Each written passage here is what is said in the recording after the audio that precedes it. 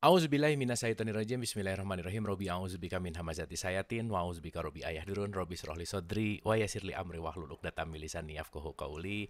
Assalamualaikum warahmatullahi wabarakatuh. Kembali lagi di Inner Heart Talk dan hari ini kita akan mengawali season yang baru, season ketiga. Wah, nggak kerasa ya, 2 season sudah kita lewati dan ini kita akan masuk ke season yang ketiga. Pastinya tambah seru, tambah dalam lagi, tambah asik lagi. Yang mudah-mudahan tayangan-tayangan Inner Heart Talk ini bermanfaat untuk siapapun yang menyaksikannya. So, tidak berpanjang lebar, seperti biasa Inner Heart Talk akan kembali bersama Mas Sony Wicaksono. Mas Sony, apa kabar? Kang Abu, Alhamdulillah. Alhamdulillah. Oke, sampai juga Selamat kita ke ketemu season lagi. 3, Mas Sony. Iya. Selamat ketemu semuanya.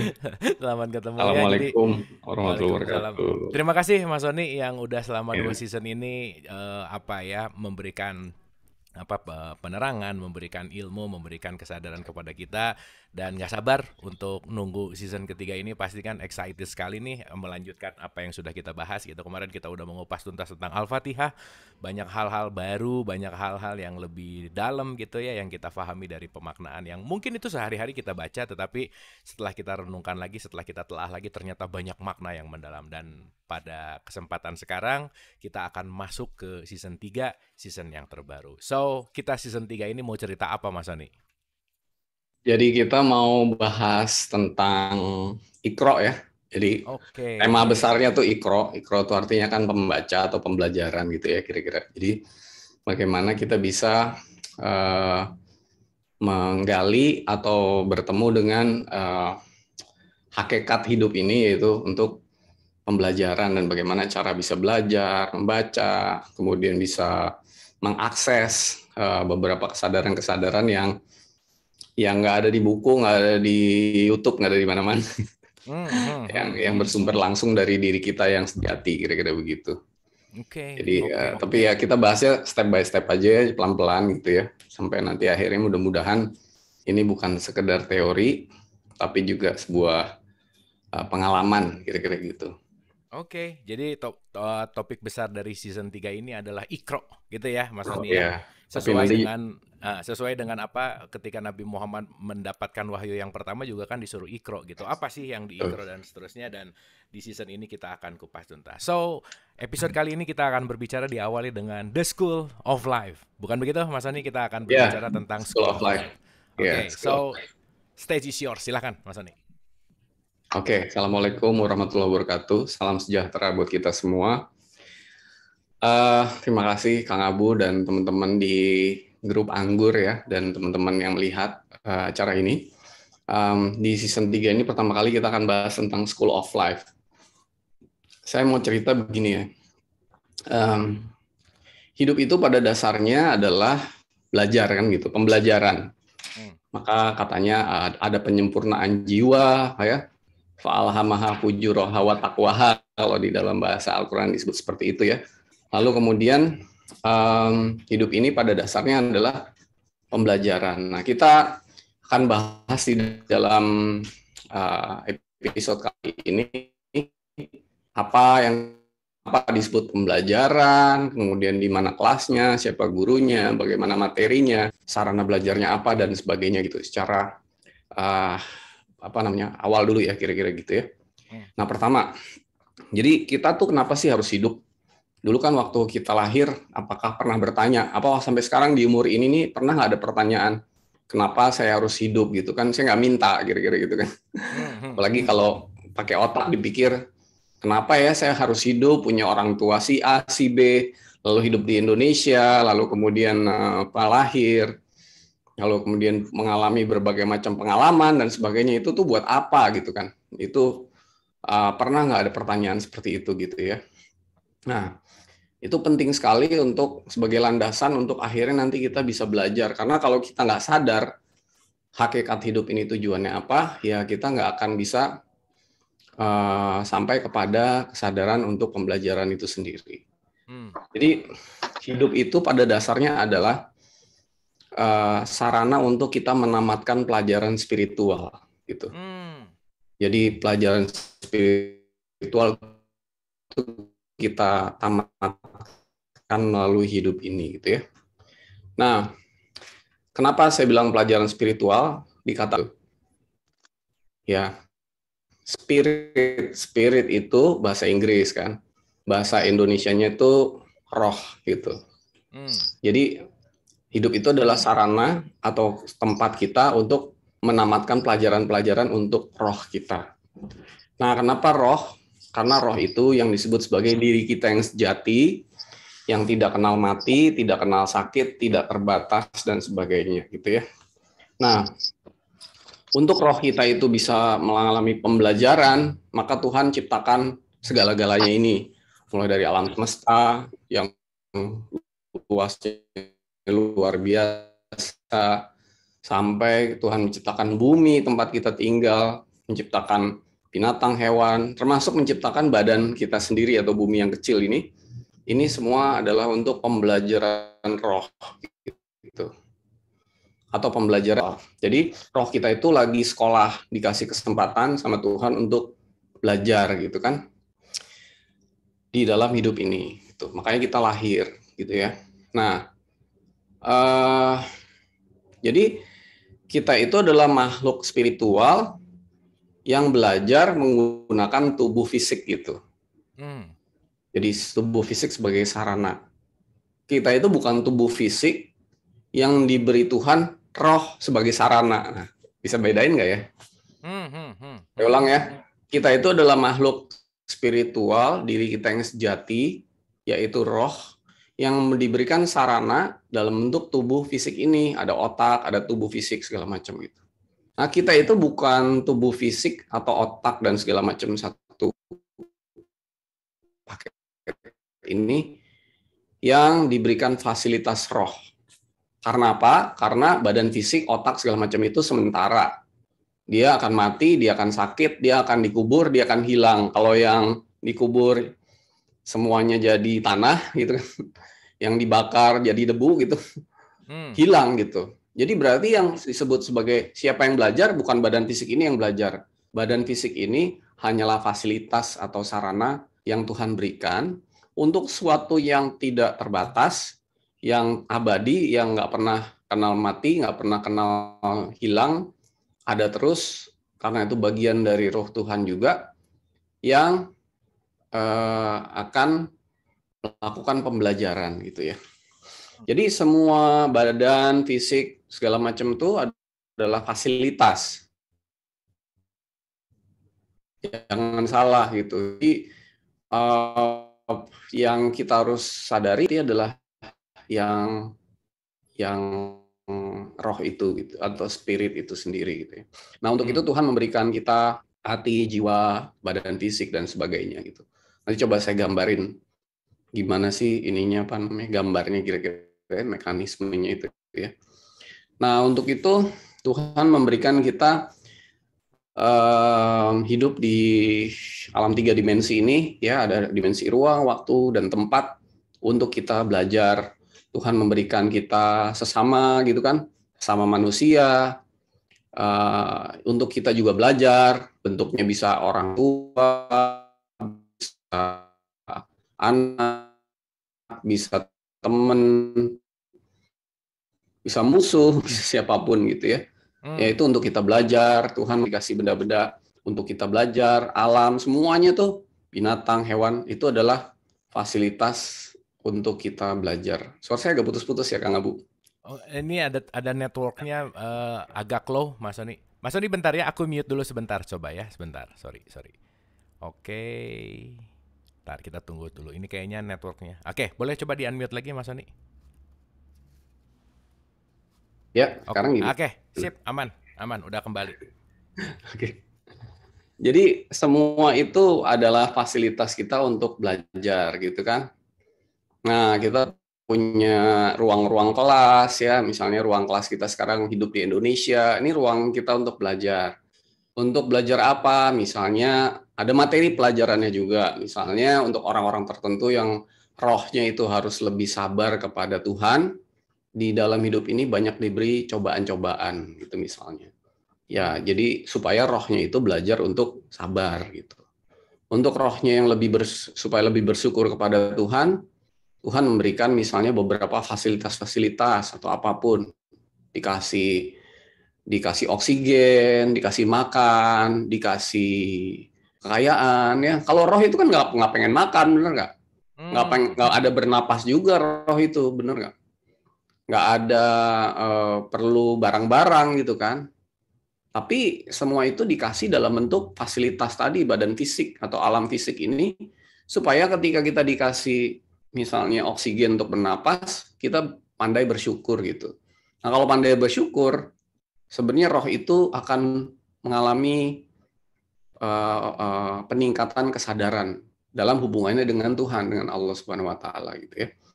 Jadi semua itu adalah pembelajaran. Bagi roh-roh yang mungkin perlu banyak lebih pasrah, beberapa kali hidupnya dikasih kegagalan misalnya. Kegagalan itu adalah pelajaran buat roh untuk bisa lebih pasrah kepada Allah gitu ya. Bagi roh yang perlu belajar untuk lebih berserah misalnya, dia diberikan sama Allah tuh misalnya penyakit gitu. Kan roh nggak kenal penyakit, penyakit kan adanya di badan. Tapi dengan badannya sakit, rohnya bisa belajar untuk saya lebih berserah kepada Allah gitu. Bagi yang perlu pelajaran tentang bagaimana ego gitu ya, ego pribadi segala macam, kepentingan diri sendiri segala, diajarin pelajaran untuk berbagi misalnya, sedekah gitu. Nah itu semua pelajaran itu untuk roh kita supaya nggak mementingkan dirinya sendiri gitu dan sebagainya. Semua itu banyak pelajarannya dan banyak mata pelajarannya. Jadi kalau Bapak Ibu sekarang hidupnya lagi misalnya sakit, itu lagi ada mata pelajaran misalnya untuk lebih pasrah dan berserah gitu. Nah itu semua pelajaran gitu. Jangan dianggap itu tuh apa namanya azab atau mungkin musibah, hukuman dari Allah gitu. Enggak. Ujung-ujungnya kita akan melewati semua itu gitu. Tapi apakah pertanyaannya, apakah rohnya belajar nggak waktu mengalami itu? Itu yang jadi masalah gitu kan. Karena kadang-kadang kita nggak sedang sadar bahwa waktu kita mengalami misalnya tadi saya sebutin mendapat anugerah bisa bernapas misalnya atau bisa makan, bisa apa? Apakah rohnya bersyukur apa enggak gitu? Apakah cuman badannya fisiknya doang yang bilang alhamdulillah tapi nggak sampai ke rohnya misalnya? Nah itu. Jadi kadang-kadang pelajarannya diberikan tapi rohnya nggak belajar gitu. Itu yang paling penting gitu. Nah ujung-ujungnya kalau pelajaran semua udah ditamatkan, ya kita nggak perlu mengalami kehidupan, kira-kira begitu. Ya kan kembali ke Allah dengan seutuhnya itu. Jadi semua itu adalah sarana pembelajaran. Nah,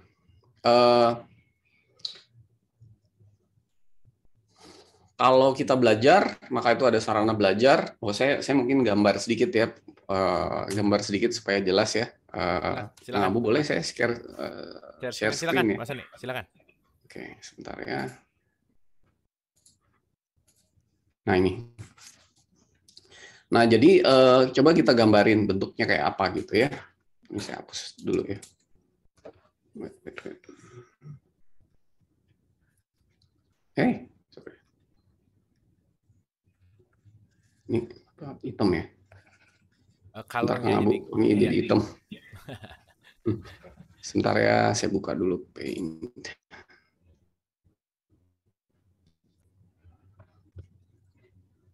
Maaf.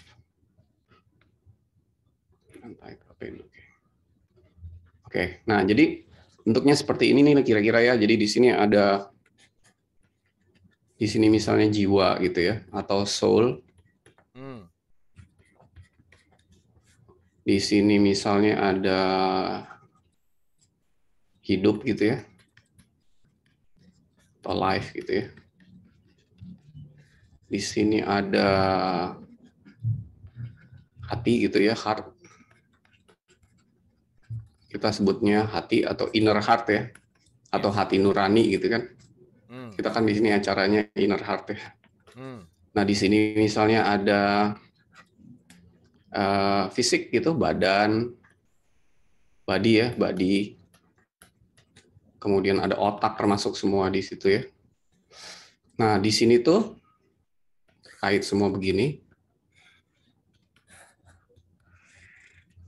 Nah di tengahnya nih ada diri kita yang sejati nih. Ini our spirit. Nah ini yang belajar. atau true self atau diri sejati ya. Diri sejati. Nah, di dalam diri sejati ini, jadi kalau diri sejati ini roh ya, sebenarnya roh itu kalau menurut orang Jawa tuh ada tiga sih sebenarnya. Jadi roh itu, sebelum saya bahas roh, saya bahas satu persatu dulu. Jadi hati ini adalah utusan Tuhan ini. Ini adalah utusan ya yang memberikan kita dan mengantarkan kita kepada nanti akhirnya diri yang sejati yang di dalam sini. Tapi sebelum diantarkan ke dalam sini, ini utusan di mana kita dibimbing sama Allah tuh, sama Allah nih di sini lewat sini nih hati ini. Hidup itu adalah pelajarannya gitu, mata pelajaran. Jadi mata pelajarannya itu hidup, pelajarannya atau subjek ya, subjeknya. Nah kemudian badan ini adalah sarana, badan ini sarana ya, hidup juga bisa jadi sarana ya. Facilities ini, semua facilities. Soul ini adalah rapotnya gitu. Jadi semua pahala, dosa, semua tuh tercatatnya di soul, di jiwa ini gitu. Nah, di dalam jiwa ini ada diri kita yang sejati atau disebut sebagai true self gitu. True self ini kalau di dalam roh namanya roh ruhani gitu ya. Atau orang Jawa bilangnya ruh ingsun misalnya. Atau ruh pribadi gitu. Artinya nih roh kita gitu. Ini roh kita. Diri sejati kita. Nah, di dalam roh itu ada lagi namanya roh Allah gitu, atau disebut sebagai zat Allah gitu. Ini ada perbedaannya Kang Abu antara roh Allah sama roh kita gitu. Nah, kalau roh kita itu kenal kotor, kalau roh Allah itu roh yang suci gitu, yang nggak pernah kotor oleh apapun gitu. Dan roh Allah ini adalah sumber dari semua roh, yaitu termasuk roh kita sendiri, kira-kira gitu. Nah, inilah sebenarnya mekanismenya begini gitu kira-kira. Jadi kalau kita bilang kita hidup ini adalah mata pelajarannya. Jadi hidup kita ini mata pelajarannya atau subjeknya. Jadi makanya tiap orang punya mata pelajaran beda-beda tergantung dari kebutuhan dari diri kita yang sejati itu untuk sekolah gitu ya. Lalu kemudian badan, otak, fisik, semua sarana-sarana fisik lah ini ya, termasuk materi segala macam nih. Materi itu maksudnya alam materi ya, kekayaan apa semua itu adalah sarana ya. Termasuk orang lain kan semua masuk fisik nih. Binatang, hewan, tumbuhan apa namanya, semua itu adalah sarana aja. Nah, kemudian rapotnya itu ada di soul. Jadi semua pahala, dosa, kalau orang bilang karma segala macam itu adanya di jiwa yang akan dibalas gitu ya. Nah, hati ini adalah utusan Allah yang akan sebenarnya menunjuki kita kepada kebenaran, tapi nggak sepenuhnya benar, karena masih ada unsur di luarnya, di kitanya. Lalu sebenarnya dari hati ini kita akan dibawa masuk ke dalam, yaitu ke dalam roh pribadi, dan yang paling dalam sebenarnya adalah zat Allah itu sendiri. Nah, jadi kalau ini roh ini boleh dibilang ini utusan Allah, di dalam diri kita tuh ada Allah yang sejati. Makanya ada yang bilang roh Allah ada di mana? Allah dekat kan. Kalau di surat 50 ayat 16 Allah lebih dekat dari urat lehermu gitu. Nah, Allah itu di mana saja kamu berada, Allah ada gitu. Jadi di dalam kita ada Allah. Tapi kita juga berada di dalam Allah kira-kira begitu. Nah, itu susah diomongin ya, kira-kira begitu ya. Apa susah dijelasin. Jadi di dalam diri kita yang paling dalam tuh ada lagi roh Allah yang benar-benar suci, murni, dan isinya 100% hakikat kebenaran, kira-kira begitu. Nah, sekolah itu ini mekanismenya kira-kira begini. Jadi semua itu mata pelajaran, yang fisik-fisik ini hanya sekedar sarana, rapotnya ada di jiwa, putusannya ada di hati, lalu yang belajar adalah yang di dalam ini, diri kita sejati yang di dalam, dan di dalam diri sejati ada guru yang sejati juga, yaitu zat Allah atau roh suci atau ruhullah zat Allah. Nah, Kebanyakan manusia itu bahkan belum sampai ke hati, dia sampainya masih ke sarana atau fisik, yaitu otak. Jadi dia belajar spiritual, ngaji segala macam masih pakai otak. Nah, biasanya kalau di otak nih di luar terus. Tapi kalau udah mulai kita belajar mengenai hati, hati ini akan mengajak kita semakin ke dalam gitu. Biasanya orang juga belajar spiritual itu bergantung kepada guru yang di luar. Jadi dia belum sampai kepada pembelajaran untuk mengantarkan dia kepada guru yang di dalam ini yang paling sejati, yaitu Zat Allah itu sendiri. Biasanya orang juga belajar spiritual itu punya keterbatasan atau pembatasan diri di mana saya tidak mungkin belajar langsung dengan guru sejati saya. Atau mungkin dia punya guru di luar yang akhirnya dia bergantung kepada guru di luar, sehingga guru itu tidak membawa dia kepada guru yang di dalam. Padahal guru yang sebenar-benarnya itu hanyalah guru yang mengantarkan kita kepada guru kita masing-masing yang ada di dalam sini. Makanya bahkan guru-guru suci, saya kalau bilang guru suci kayak misalnya Nabi Isa, Nabi Muhammad, Nabi segala macam tuh hanya mengantarkan kita kepada yang di dalam. Bahkan dia bilang misalnya di surat 18 ayat 110, saya hanya manusia biasa seperti kamu, gitu kan. Jadi dia sama kita, ya saya nggak ada kelebihan apa-apa. Itu sebenarnya tujuannya untuk jangan mengandalkan kepada dia, tapi carilah guru yang sebenar-benarnya ada di dalam pembelajaran itu, gitu ya. Nah, kita juga punya membatasi, membelenggu diri kita sendiri dengan mengatakan bahwa, wah, hanya orang-orang tertentu yang bisa belajar langsung kepada Tuhannya sendiri di dalam. Saya tuh pasti nggak mungkin bisa. Padahal sebagaimana di season-season sebelumnya saya katakan bahwa kita di luar, mata pelajaran kita boleh beda. Saya merahin ya. Ininya boleh beda nih. Fisik kita boleh beda. Jiwa kita mungkin beda juga. Tapi di dalam ini semua sama gitu. Jadi semua orang itu punya kemampuan, capacity yang sama untuk bisa mengakses Tuhannya masing-masing atau Tuhan di dalam dirinya masing-masing, kira-kira begitu. Nah, jadi tadi udah saya jelasin sesuatu ya, bedanya rohani sama zat Allah itu apa. Kalau rohani itu masih ada kitanya, masih ada kotoran-kotoran kita. Tapi nanti kalau lebih dalam lagi, ke roh Allah ini benar-benar yang murni, suci, dan membimbing kita di dalam di dalam pelajaran itu, pembelajaran. Nah, sebenarnya kalau si ruh kita itu nanti sudah mengalami pembelajaran, maka sebenarnya roh ini akan mengalami banyak peningkatan kesadaran yang dibimbing oleh roh Zat Allah ini, sehingga sebenarnya dapat menjadikan roh kita itu menjadi roh yang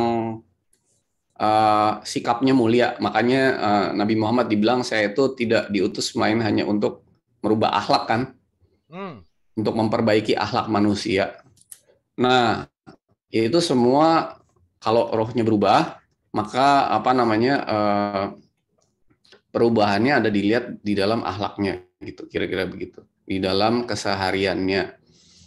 Nah, makanya dikatakan Muhammad itu artinya terpuji, tertinggi, termulia. Sebenarnya roh yang nanti mengalami pembelajaran dan lama-lama bisa merubah sikapnya kepada Allah, yang refleksinya adalah sikapnya kepada sesama, itu akan menjadi yang disebut sebagai roh terpuji, atau dalam bahasa terpuji itu Muhammad, itu kira-kira begitu. Jadi sebenarnya apa yang terjadi kepada Nabi Muhammad ketika dia dirubah rohnya itu menjadi terpuji, itu juga sebenarnya bisa, meskipun kita tuh masih ya nggak ada apa-apanya, tapi berproses menuju ke sana tuh bisa gitu. Nah, kira-kira begitu. Nah, jadi inilah hidup itu sekolah gitu. Hidup itu sekolah. Nah,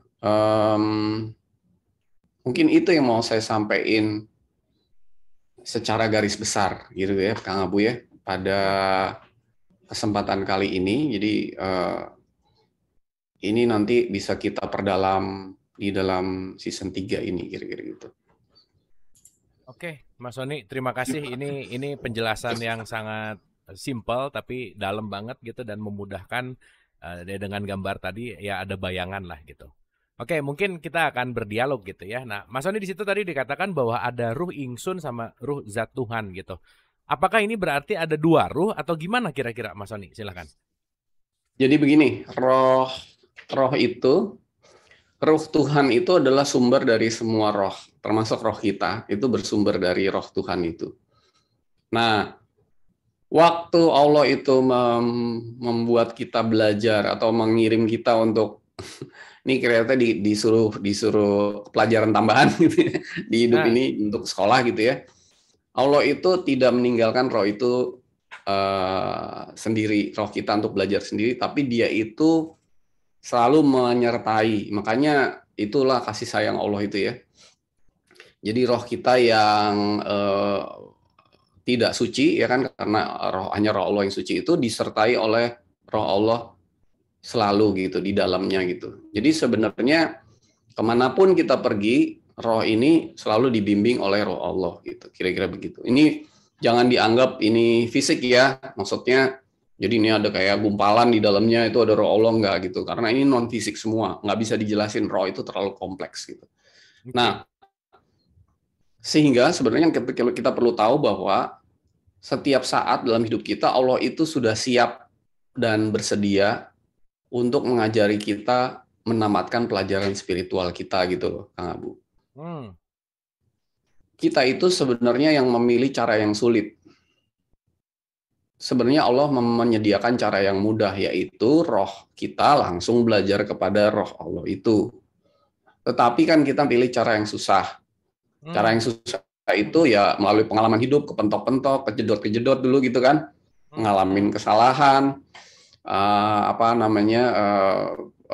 segala macam. Akhirnya dari pengalaman itu kita belajar, dan belum tentu juga dari pengalaman kita belajar juga. Kadang-kadang kita mengulangi lagi. Jadi sebenarnya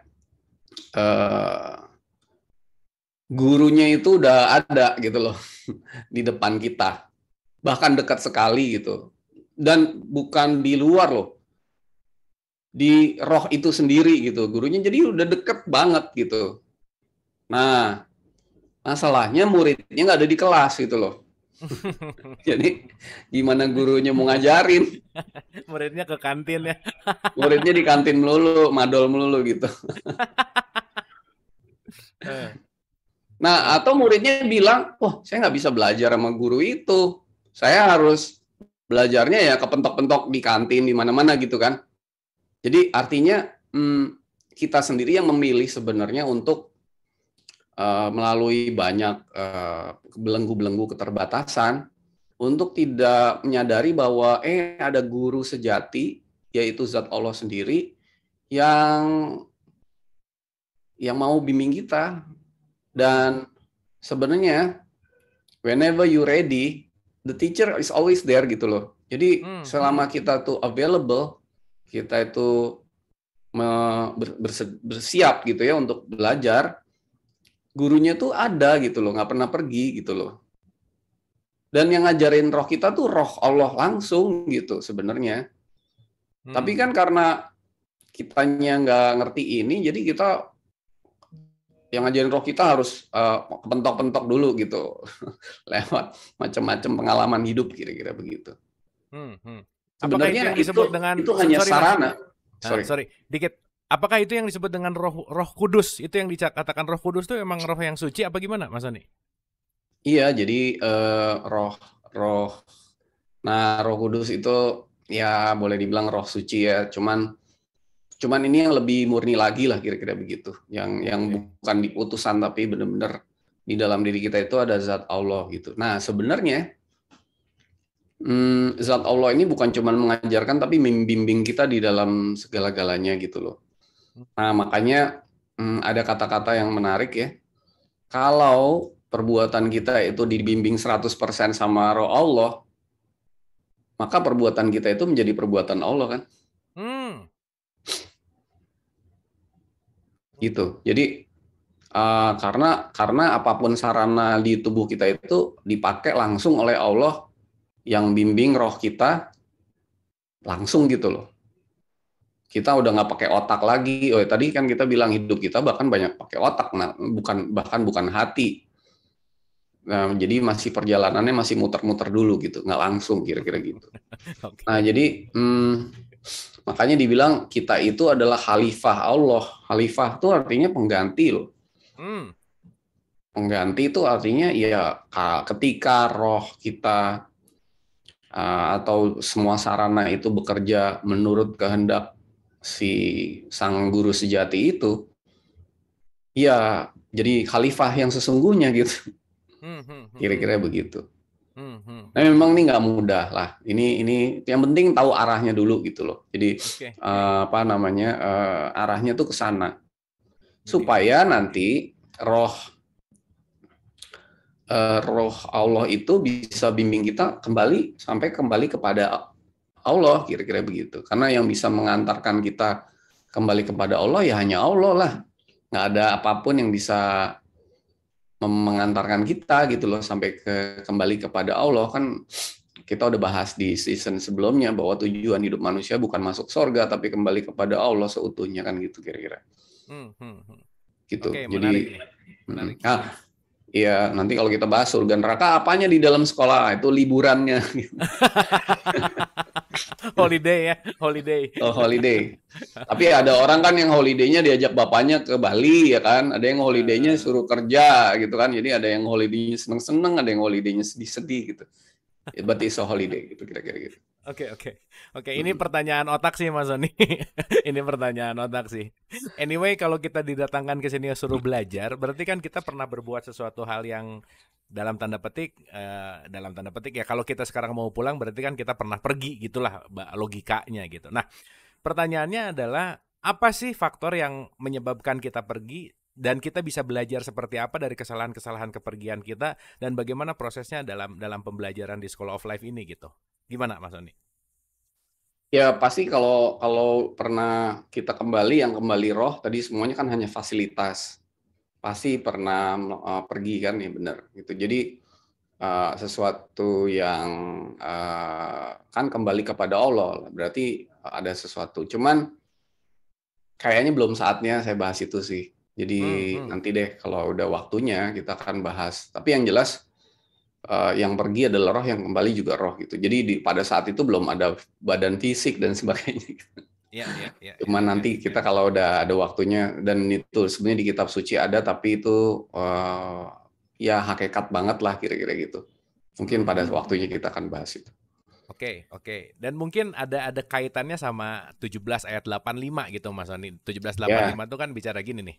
Mereka bertanya kepadamu tentang ruh, katakanlah ruh itu termasuk urusan Tuhanku dan tidaklah kamu diberi pengetahuan melainkan sedikit. Nah, maksud melainkan sedikit di sini apa sih Mas Sony sebetulnya? Silakan. Sedikit itu bisa pengetahuan yang sedikit atau sedikit sekali orang yang diberi pengetahuan gitu loh. Jadi ya kita hanya dikasih secuil pengetahuan tentang roh itu, karena roh itu ya itu tadi min ruh itu kan bahasa urusan Tuhan gitu. Iya. Artinya tuh sebenarnya ya di situ bilang ada kehendak Allah juga di dalam roh itu, dan kita hanya dikasih pengetahuan secuil aja. Dan hanya secuil orang juga yang tahu gitu. Jadi makanya saya di sini hanya bahas arahnya aja, bahwa di dalam roh itu ada roh Allah. Roh Allah itulah guru kita yang sebenar-benarnya. Makanya menarik ya. Manusia itu kenapa pasti ada salahnya. Termasuk yang kita bilang, maaf ya, guru-guru suci gitu ya. Semua pasti ada salahnya kok gitu. Nggak ada yang bebas salah gitu. Karena pada ujungnya Allah hanya mau kita belajar kepada roh Allah yang di dalam tadi itu, yang benar-benar murni, suci, nggak kenal salah, nggak kenal macam-macam gitu. Jadi makanya sebenarnya jangan pernah bergantung kepada sosok gitu. Jadi boleh kita berguru sama banyak orang, tetapi kita harus sadar bahwa ada guru yang sebenar-benarnya yang di dalam itu yang kita harus temukan dalam hidup ini gitu. Dan guru itu selalu ada, cuma muridnya yang madol gitu. Muridnya yang terlalu sibuk dengan hidupnya sendiri. Jadi gitu. Jadi kira-kira makanya Kita perlu sadar itu. Nah, kalau hidup itu pembelajaran, Kang Abu pengen diajarin langsung sama yang punya kurikulum, ya, yang nyiptain kurikulumnya gitu, yang paling tahu, atau sama guru-guru biasa-biasa gitu, atau lewat pengalaman di luar gitu. Misalnya, oh kita belajar tentang bahwa apa ya, gaya gravitasi gitu kan. Gaya gravitasi itu benda kalau dilempar ke atas pasti akan turun ke bawah, betul nggak? Itu di kelas diajarin kan. Kang Abu bilang, gua nggak mau dengar, gue mau nyoba. Oke, nyoba. Coba lempar batu ke atas, lempar batu, kena palanya, gitu, kejedot gitu kan. Palanya benjol. Oh iya nih, gaya gravitasi begini. Tapi kan udah benjol duluan, bener nggak? Belajar juga itu tentang gravitasi gitu. Nah, hidup itu begitu. Mau dapat pelajarannya, yang mau ngajarin siapa? Apa lewat pengalaman? Benjol dulu boleh gitu. Tapi kadang-kadang orang benjol aja nggak tahu bahwa itu gravitasi, kan banyak orang benjol aja gitu, sekedar benjol tapi nggak pernah belajar, kira-kira begitu. Nah, jadi kita mau gimana nih cara belajarnya gitu. Kira-kira begitu, Kang Abu. Oke, terima kasih Mas Doni, ini menarik banget, dan mungkin kalau ada yang mau diskusi atau bertanya boleh ya, silahkan. Dan ini udah ada beberapa sih, ini ada pertanyaan menarik nih Mas Doni. Bagaimana caranya belajar dengan Allah guru sejati, katanya Mas Doni, silahkan. Ya, di episode ini kita bahas dulu bahwa itulah sekolahnya. Nah, nanti, nah gini aja, Kang Abu waktu SD, kelas 1 itu baru mulai belajar dong. Kalau TK kan main-main kan, playgroup main-main lah ya. Baru SD baru mulai pembelajaran gitu kan. Namanya juga taman bermain kan kalau TK. Kalau habis bermain gitu terus SD kelas 1, yang pertama kali diajarin cara apa? Untuk menyerap semua ilmu-ilmu nanti sampai kuliah, sampai S3 tuh, pertama kali diajarin apa? Baca tulis sih. Nah, gitu. Makanya gimana cara belajarnya? Ya pertama kali pelajarannya adalah Iqra. Baca dulu, baru bisa menyerap semua pelajaran-pelajaran sampai S3, sampai postdoktoral dan segala. Kalau nggak pakai bisa baca, mungkin nggak tuh? Nggak mungkin, benar. Nah, mungkin nggak baca itu diajarin di kelas 3 SMP, kan nggak mungkin. Nah, jadi ini pembelajaran, makanya Nabi Muhammad pertama kali didatengin, diberikan wahyu pertama adalah baca. Cara bacanya gimana gitu kan? Cara mekanismenya gimana, kamu harus gimana gitu kan? Nah, itu kira-kira, karena memang pembelajaran itu kan diajarkan dengan al-qalam, dengan perantaraan kolam. Jadi ada bahasa pengantarnya, kira-kira begitu. Bahasa pengantarnya itu al-qalam. Al-qalam tuh ya harus dibaca gitu. Nah, jadi caranya bagaimana? Ya pertama kali ya baca dulu, bisa baca. Nah, kalau udah bisa baca, ya kita bisa belajar macam-macam, bisa diajarin macam-macam, kira-kira begitu. Oke, dan ini sangat relate Mas Soni. Dalam membaca kan terkadang berbeda dalam memahami. Apa parameter pemahaman yang sudah menghadirkan ruh Allah? Nah, ini berkaitan banget nih pertanyaannya. Silakan Mas Soni. Parameternya adalah yang paling gampang, orang itu jadi bersifat lebih universal gitu. Iya, jadi kalau kita belajar sesuatu spiritual yang membuat kita makin sempit pikirannya, hatinya, terkotak-kotak, berarti kita arahnya salah gitu. Karena nanti kita akan terhubung dengan semesta dan melalui semesta itu pula kita belajar gitu. Jadi nggak mungkin kita punya nilai-nilai yang tidak universal. Universal itu kan uni itu satu, first itu sebenarnya ayat kan. Jadi satu kesatuan gitu. Semua itu satu kesatuan. Dan arahnya yang kayak tadi saya bilang, arahnya itu kan membuat atau menjadikan zat Allah itu sebagai guru sejati yang bimbing kan. Nah, Allah itu kan sifatnya universal gitu loh. Jadi nggak mungkin kita nanti dibawa kepada satu kotak sempit kira-kira gitu. Nah, itu pemahamannya seperti itu. Nah, bahwa nanti ada orang yang dibimbing dengan misalnya Al-Quran, ada yang dengan kitab yang lain dan sebagainya itu, yaitu mata pelajarannya bisa atau ininya caranya bisa beda-beda, tapi nanti ujung-ujungnya ya begitu kira-kira universalitas itu. Oke. Itu simple tapi deep gitu ya. Pokoknya universal itu salah satu bagian parameter indikatornya adalah universal itu sendiri gitu. Thank you Mas Iya. Sony, terima kasih. Anyway, Tapi ini kayaknya oh ya gini silakan. Pak Bu, kita tuh perlu menanyakan diri kita sendiri dulu gitu. Apakah kita percaya bahwa Allah tuh dekat dan bisa mengajari kita langsung gitu?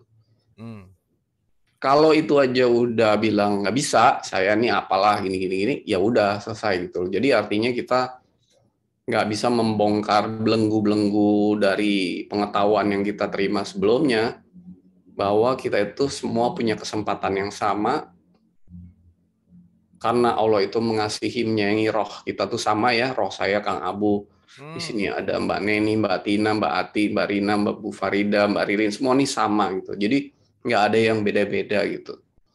Jadi jangan menganggap bahwa saya pasti nggak bisa. Kalau yang itu si ini bisa ya. Kalau udah ada belenggu seperti itu, ya itu akan membuat belenggu kita sendiri gitu kira-kira. Itu harus ditanya dulu. Jadi jangan kemudian apa namanya menganggap bahwa kita seperti itu dan harus lewat sebuah pertanyaan yang dijawab dirinya sendiri. Kira-kira begitu. Oke, terima kasih Mas Sony. Dan ini juga ada pertanyaan yang relate sama Ikro tadi. Apakah tahap sebelum Ikro harus ada tahapan kegelisahan, keresahan, ya mungkin ada ketakutan dulu atau apapun lah gitu ya, yang menghantarkan dia menuju kepada kesadaran yang lebih dalam gitu. Silakan. Pasti ada sebuah pertanyaan-pertanyaan. Jadi kisah di dalam Quran, misalnya surat 6 ayat 75 sampai 80 ya, tentang Ibrahim yang mencari Tuhan misalnya gitu. Dia melihat bintang, melihat matahari, itu adalah sebuah pertanyaan-pertanyaan dalam diri kita gitu, yang nanti akhirnya berujung kepada petunjuk. Makanya kata-katanya kan wawadolan fahada, dan kamu berada dalam keadaan bingung, lalu Allah memberi petunjuk, kira-kira begitu. Sebenarnya kebingungan itu awal dari sebuah petunjuk gitu. Nah, pembingungan itu dari pertanyaan-pertanyaan yang berasal di dalam diri kita sendiri. Gitu. Jadi kegelisahan, nah beda dengan kegelisahan ya. Kegelisahan itu hati kita kalut gitu biasanya. Nah kalau udah hati kalut, pikiran kalut, kita biasanya nggak akan mendapatkan petunjuk. Tapi kalau kebingungan yang berasal dari kesadaran yang ada di dalam, yang otak kita nggak bisa jawab, nah itu biasanya sebuah tanda-tanda awal untuk kita mendapat petunjuk, kira-kira gitu. Oke. Dan ini juga ada berkaitan sama ini. Mas Sony, catatan yang ada di Lauhil Mahfuz dengan roh itu hubungannya gimana? Kalau kita hidup ini untuk belajar, nah kan ada sering tuh catatan di Lauhil Mahfuz dan seterusnya gitu. Silakan. Ini kalau bahas Lauhul Mahfuz tuh complicated banget ya. Jadi karena di satu sisi ada ayat yang mengatakan surat 57 ayat 22 23. Lalu kemudian surat 6 ayat 59. Surat 6 ayat 59 yang mengatakan bahwa semua itu udah tertulis. Jadi kayaknya semua itu udah tertulis gitu. Tapi ada juga misalnya surat 13 ayat 11 mengatakan bahwa Allah tidak merubah nasib suatu kaum sampai mereka merubah nasibnya sendiri, misalnya begitu. Nah itu juga mengatakan bahwa semua itu ada free will atau ada kehendak kita sendiri. Nah itu rada complicated dan dua-duanya benar gitu. Tapi saya nggak akan bahas di sini. Nanti kita bahas aja di bagian itu gitu. Karena kalau nggak ntar jadi pembahasannya ke arah ini itu jauh kan gitu ya, muternya. karma. bahas karma atau itu tuh so complicated. Nah, saya harus bahas dulu tentang kesadaran bahwa kita ini hidup sekali atau hidup berulang kali misalnya. Hmm. Nah itu harus dibahas di situ. Kalau nggak akan ngerti. Nggak akan ngerti hidup ini udah ditentuin atau pilihan kita sendiri kira-kira gitu. Tapi itu bahasan yang rada kontroversial. Jadi kalau bisa saya tunda dulu sampai saatnya gitu. Sampai udah siap ya Mas Sony. Oke. Karena banyak orang yang nanti pasti kontroversi gitu. Oke. Nah, mungkin ini tips and tricks simple atau apapun gitu ya yang akan jadi bisa kita praktikan gitu. So, apa sih praktik sehari-hari yang tetap kita keep on track dalam pembelajaran School of Life ini, yang tetap bisa untuk belajar, si ruhnya itu belajar untuk kembali dan seterusnya itu, dan apa sih tips and trick dari Mas Sony yang harus kita lakukan gitu hari-hari yang benar-benar jadi rutin gitu kira-kira, atau jadi sesuatu hal yang ya balik lagi ya itu jadi kebiasaan atau ritual lah dalam tanda petik gitu. Silakan Mas Andi. Sudah kita bahas beberapa kali di season sebelumnya, di episode sebelumnya bahwa tadi juga udah saya bahas bahwa gurunya itu udah ada di depan kita, ya kan? Kitanya yang nggak ada di kelas, kita tuh sibuk kemana-mana, ya. Kita tuh pikiran kita sibuk melayang kemana-mana tiap hari, ada rutinitas segala macam. The only thing yang kita bisa lakukan ketika kita belajar itu being available atau menjadi ada di kelas kira-kira gitu. Nah, ada di kelas itu maksudnya tidak sibuk pikirannya, tidak sibuk dengan rutinitas segala macam, dengan pikiran dengan segala macam, untuk bisa bertahanuts, bermeditasi. Kita lihat aja lah, dulu Nabi Muhammad juga sebelum mendapatkan petunjuk itu, bertahun-tahun sebelumnya setiap bulan Ramadan terutama ya 40 hari dan hari-hari biasa dia selalu ke Gua Hiro gitu loh untuk ada di kelas gitu. Karena kalau di rumah di pasar dia nggak bisa gitu. Jadi awal-awalnya dia ke Gua Hiro untuk ada di kelas itu. Dan orang-orang yang mendapat pencerahan kan semua begitu, untuk bisa diam untuk ada di kelas gitu loh. Nah, jadi kita itu sebenarnya secara Islam diajarkan untuk setiap malam bangun di malam hari ya untuk bertahajud atau membangunkan kesadaran. Tahajud kan tadi bangun kan, yang bangun kan kesadarannya. Untuk diam di surat 17 ayat 78 sampai 80 atau surat 73 1 sampai 8 misalnya, bangunlah kamu di malam hari sepertiga malam. Lalu dikatakan pada saat-saat itu aku akan menurunkan perkataan-perkataan yang berat, yaitu hakikat-hakikat segala macam kan. Itu kan udah dikasih fasilitasnya gitu loh. Karena dikatakan di surat 78 misalnya, kalau kamu di siang hari kamu sibuk banyak urusannya, kata Allah gitu. Ya kan? Nah, jadi itu udah dikasih tahu sebenarnya untuk mengakses itu dengan cara tahajud. Tahajud di sini secara hakikat berarti bangun di malam hari dan bermeditasi gitu kan kira-kira. Nah, itu udah dikasih tahu, dan orang Islam itu di Al-Qur'an mendapat satu fasilitas yang luar biasa karena ada seperti itu gitu loh. Ada ritual yang kalau tadi Kang Abu bilang ritual itu seperti itu. Jadi nanti kalau sudah bisa istilahnya kenal sama gurunya dan kemudian bisa mengenali dan membangkitkan kesadaran dirinya ya lewat tadi rohaninya bertemu dengan roh Allah gitu ya, melalui sebuah peristiwa yang setiap orang beda-beda caranya dan waktunya. Jadi jangan kemudian baru aja 2 hari udah nanya kapan nih kok nggak ketemu-ketemu gitu. Oke. Yang nentuin jadwalnya kan bukan kita gitu. Iya kan, yang kan Allah yang nentuin jadwalnya. Tapi pasti terjadi dong gitu, kan gitu. Oke. Nah, jadi iya tadi surat 73 1 sampai 7 ya, bukan 8 ya. Tadi saya sebutnya 73 1 sampai 8 ya. Mhm. Ada koreksi. Oke, terima kasih. Jadi gitu Kang Abu. Jadi itu yang harus dilakukan. Intinya tuh meditatif gitu.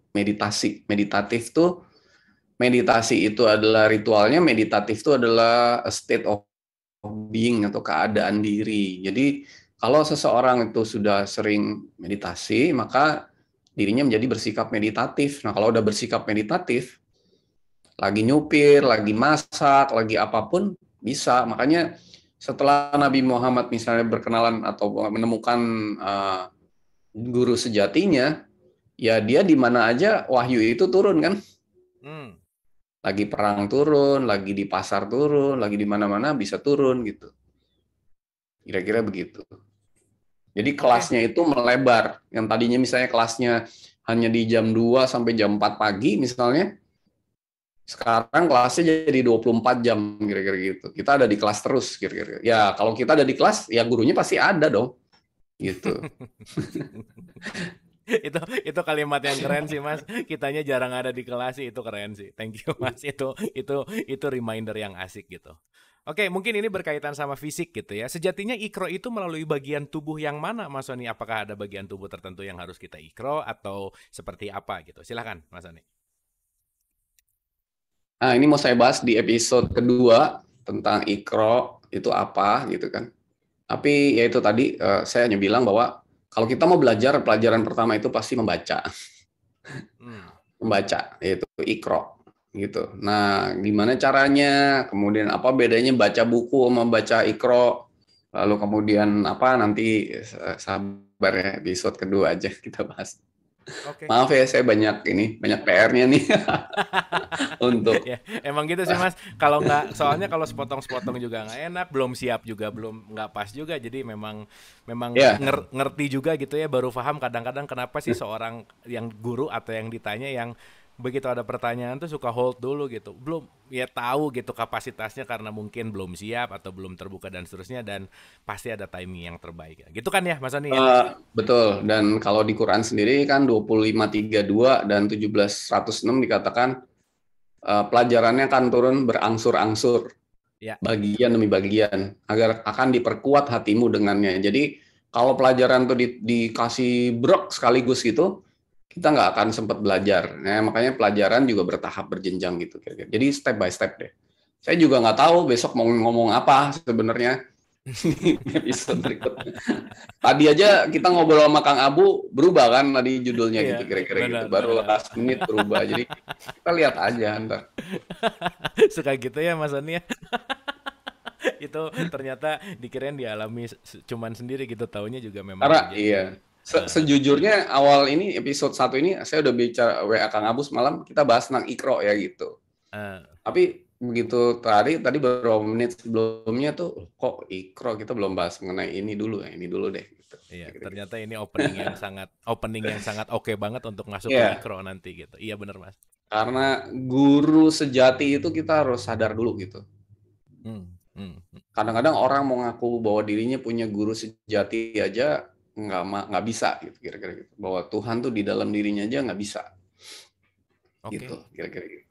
Dan maaf ya tadi saya katakan misalnya hati, tadi gambar saya mana nih? Nah ini nih, sorry ya, saya share screen lagi ya.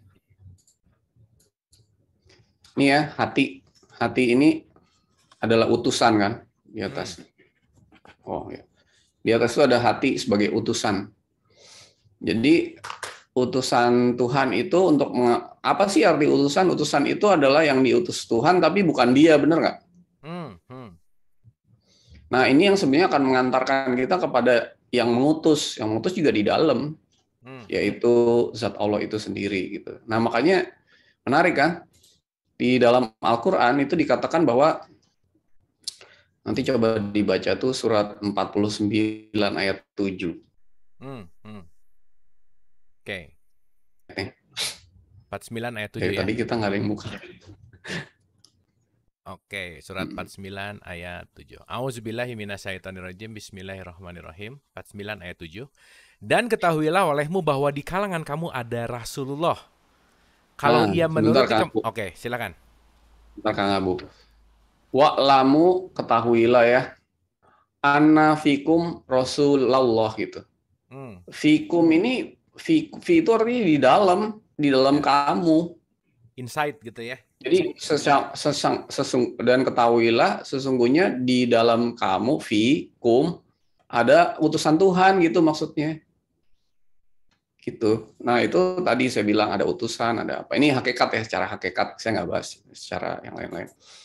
Jadi begitu, Kang Abu. Jadi Allah itu lengkap deh di diri kita tuh, semua lengkap, sarana belajarnya lengkap, gurunya lengkap, sampai yang bikin kurikulumnya pun nungguin kita kira-kira gitu. Tapi ini muridnya si Geblek ini kenapa nggak muncul-muncul? Kelasnya udah siap, kurikulumnya siap, pembelajarannya siap, laboratoriumnya siap, Iya, muridnya nggak ada ya. Itu keren sih. muridnya nggak ada. Oke Mas Sony, terima kasih banyak atas pencerahan siang hari ini dan ini so excited, so mind blowing ya. Dan saya rasa sangat mempermudah. Ini kalau baca buku tuh harus ribuan halaman kali ya untuk dapat kesimpulan gini gitu karena udah deh ini based on experience juga mencari tahu tentang kesadaran ruh, jiwa. Apa sih jiwa itu 10 tahun belakangan ini ternyata dimudahkan dengan gambar yang sederhana tadi dan itu sangat sangat membantu untuk apa ya memberikan gambaran gitulah kira-kira. So mungkin final statement untuk season 3 episode 1 silakan Mas Ani. Ya, jadi hidup itu pembelajaran, kehidupan itu adalah sekolah, school of life, di mana semuanya lengkap, fasilitasnya lengkap, gurunya ada, rapotnya juga ada, kemudian berjenjang ya, panjang gitu waktunya, karena yang belajar tuh roh. Kayaknya nggak mungkin deh kalau roh kita yang kekal abadi itu hanya belajar misalnya dalam waktu berapa kita hidup? 60 tahun, 30 70 tahun. 60 tahun. terlalu sebentar ya Mas Ani. Tahu-tahu udah punya anak, tahu-tahu udah punya cucu. Tahu-tahu cepet banget gitu kan hidup tuh kan. Jadi ini apakah bisa roh yang abadi itu belajarnya cuman hitungannya, ada orang yang umurnya cuma 20 tahun, ada orang yang umurnya cuma setahun, 2 tahun, 5 tahun, kan cuma segitu. Masa dia udah meninggal waktu umur balita misalnya kan? Masa rohnya belajar cuman dikasih waktu 5 tahun mau berubah gimana caranya? Jadi ini pembelajaran yang kurikulumnya tuh udah disusun oleh Allah sedemikian hebatnya, sedemikian luar biasanya, dikasih fasilitas yang luar biasa. Bayangin alam semesta segede apa untuk cuman roh kita belajar gitu. Nah, untuk supaya itu kita harus sadar bahwa saya ini ada di dalam sekolah itu gitu loh, ya kan? Nah, ada di mana ya? Di halamannya, di kantinnya, di WC-nya di mana? Ya harusnya ada di kelasnya gitu. Nah, di kelas. Jadi kalau mau keluar ya sekali-kali ke kantin bolehlah, tapi ya ke kelas lah gitu loh. Jangan pamitnya ke sekolah tapi nggak pernah ada di kelas gitu loh. Nah, orang-orang yang ada di kelas itu yang mendapat pelajaran-pelajaran itu gitu. Jadi lewat guru yang Allah udah utus, yaitu hati atau hati nurani, yang guru utusan Allah ini akan membawa ke guru yang sebenar-benarnya, yaitu Allah itu sendiri di dalam diri kita, gitu kira-kira begitu. Nah, kalau roh kita bisa dibimbing oleh roh Allah langsung dan menjadi pembimbing kita yang akan mengatur kita, maka Allah itu bisa berbuat segala sesuatu melalui diri kita. Makanya itu disebut khalifah. Khalifah itu artinya pengganti. Itu dan sebaliknya, ya, tergantung kita mau bersikapnya seperti apa.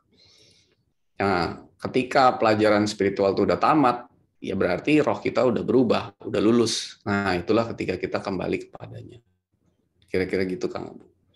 Oke, terima kasih Mas Sony atas insight siang hari ini yang jadi episode 1 di season 3 ini. Mudah-mudahan perjalanan Ikro kita juga semakin seru. So, pasti kita akan menantikan episode-episode yang akan datang yang pasti lebih seru, lebih asik lagi, lebih dalam lagi, lebih mind-blowing lagi. So, terima kasih telah menyaksikan Inner Heart Talk.